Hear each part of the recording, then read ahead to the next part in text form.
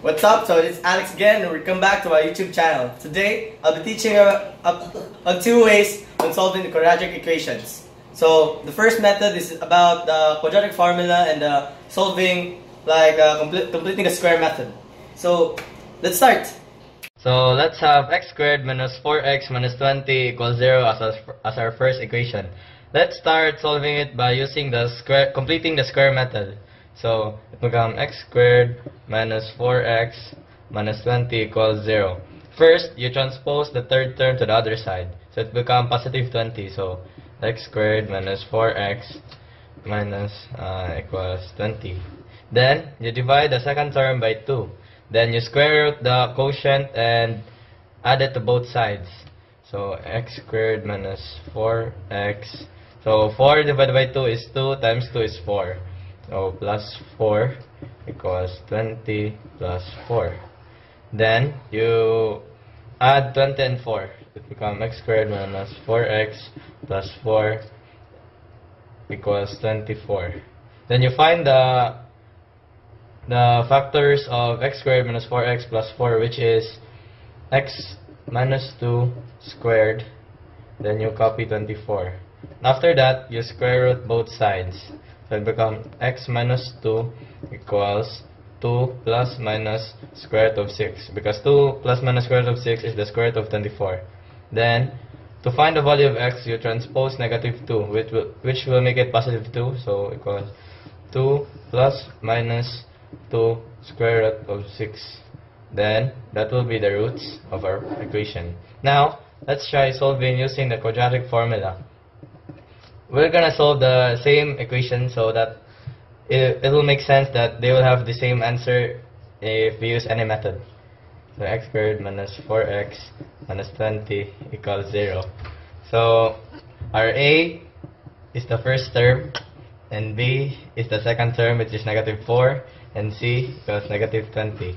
So the formula of the quadratic formula is negative b plus minus square root of b squared minus 4ac over 2a. So let's distribute. So our b is negative 4, and it's already negative, so it will make it positive 4.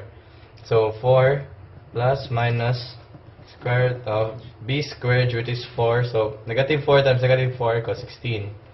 Minus 4 times 1, because it is our a, and times negative 20, which is our c, over 2 times a, which is 1. So 4. Then we solve each number. 16 minus 4. Negative 4 times 1 equals negative 4. Times negative 20 equals positive 80. Then 2 times 1 is 2. Then after that, 4 plus minus square root of 16 plus 80 is 96. Then 2. Then you square root 96. So 4 plus minus the square root of 26 is 4 square root of 6. Because 4 times 4 is 16, and 16 times 6 is 96. Then you simplify by dividing 2 to both terms. So 4 divided by 2 equals 2. Then 4 divided by 2 is also equals to 2. Plus minus 2 to the square root of 6. So there's the roots. So as you can see, both have the same answers. So yeah. Now let's try applying the method that we learned in our word problem. So for our problem, it's the length of a rectangle is 8 centimeters more than the width, and the area is 100 centimeters squared, 105 centimeters squared. Find the dimensions of the rectangle. So we all know that the formula of finding the length and width is like area is equals to length times width. So our area is 105 times equals length times width. So based from the problem, the length is 8 centimeters more than the width. So for our length, it will come 105 equals 8 plus the width. Then we multiply it by the width. So we distribute W. So it becomes 105 equals 8W plus W squared.